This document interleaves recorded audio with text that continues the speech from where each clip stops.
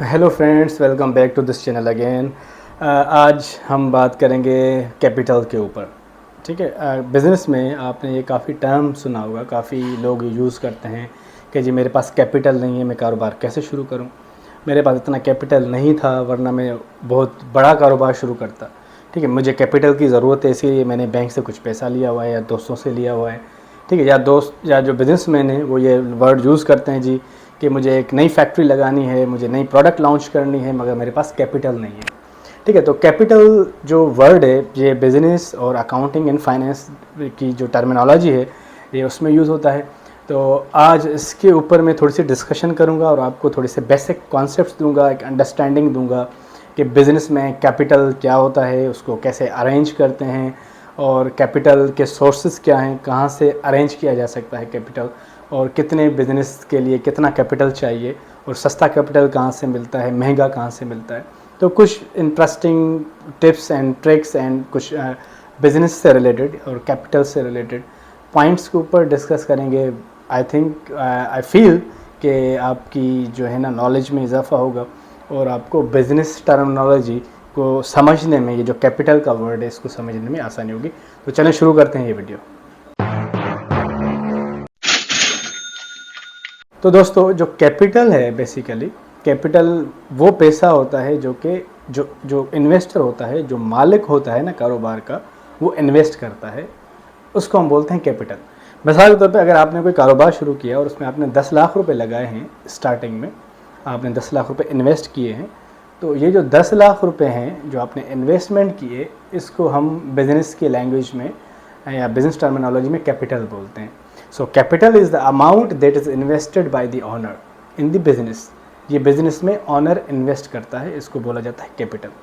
ठीक है जी। Capital basically business के पॉइंट ऑफ व्यू से अगर देखा जाए तो जो कैपिटल है, जो अमाउंट ओनर ने इन्वेस्ट किया है ना, ये बिज़नेस के ऊपर कर्जा होता है। बिज़नेस के ऊपर जो कंपनी है, जो कारोबार है, उसके ऊपर ये कर्जा है कि ये किसका कर्जा है? बिज़नेस के ऊपर ओनर का कर्जा है। जो ऑनर था जिसने ये इन्वेस्टमेंट की है 10 लाख रुपए की, तो ऑनर, हम जब बिज़नेस की बात करते हैं ना तो ऑनर सेपरेट होता है और बिज़नेस सेपरेट होता है हमेशा। ये याद रख लें, इसको हम बोलते हैं सेपरेट एंटिटी कॉन्सेप्ट बिज़नेस की लैंग्वेज में, कि ऑनर सेपरेट है, उसके मामला सेपरेट है और कारोबार सेपरेट है। तो जो ऑनर ने पैसे दिए हैं 10 लाख रुपये मिसाल के तौर पर इन्वेस्ट किए हैं बिज़नेस में, तो बिज़नेस के ऊपर ये लायबिलिटी है, बिज़नेस के ऊपर ये कर्जा है, ये डेट है अभी, कि वो बिज़नेस वो जो पैसे हैं ऑनर को रिटर्न करेगा। जब भी बिज़नेस बंद होगा तब रिटर्न करेगा ऑनर को वो पैसे, या स्लोली ऑनर अपना जो कैपिटल जो उसने इन्वेस्ट किया था वो कारोबार से निकाल लेगा। तो इस तरीके से क्या होता है कि जो कैपिटल होता है ना वो बिज़नेस के ऊपर एज ए लायबिलिटी बन जाता है, और जो ऑनर्स हैं वो हमेशा यही चाहते हैं कि वो जो कैपिटल लगाएं वो ऐसे सोर्सेज से पैसा लेके आएँ जो कि वो चीप सोर्सेज हों।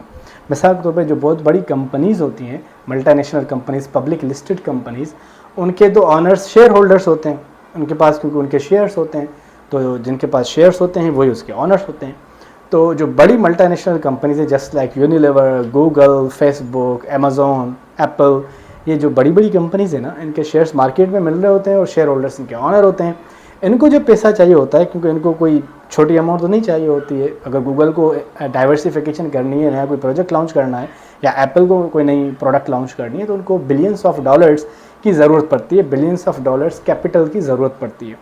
तो ये जो बिजनेसेस हैं ये कैपिटल या तो शेयर्स इशू करते हैं मार्केट में, तो शेयर होल्डर्स वो शेयर ख़रीदते हैं, पैसा चला जाता है कंपनियों के पास, वहाँ से इनको पैसा मिल जाता है। सस्ती फाइनेंसिंग का तरीका ये है कि वो कंपनी शेयर्स इशू करे, जो कि पब्लिक लिस्टेड कंपनी है जो कि शेयर्स इशू कर सकती है, वो शेयर्स इशू करे। जो कि प्राइवेट कंपनीज होती हैं जो कि शेयर्स इशू नहीं कर सकती, ठीक है, जब वो शेयर्स इशू नहीं करेंगी तो उनको पैसा कहाँ से आएगा? वो फिर जाती हैं बैंक्स के पास, बैंक को रिक्वेस्ट करती हैं कि आप हमें लोन दे दें, तो फिर बैंक उनको लोन देती है किसी भी टर्म्स के ऊपर, या तो कोई चीज़ गिरवी रख लेंगी बैंक, उनका कोई एसेट्स, कोई प्रॉपर्टी, कोई लैंड, वो एज अ जो ना गिरवी भी रख देती है वहाँ पे, कोलैटरल जिसको हम बोलते हैं, ठीक है, या उनको एक्सपेंसिव इंटरेस्ट रेट पे लोन मिल सकती है, कैपिटल मिल सकता है। तो ये तो वो तरीके हैं जहाँ से आप जो है वो जो बिग मल्टीनेशनल कंपनीज हैं वो कैपिटल जनरेट करती हैं।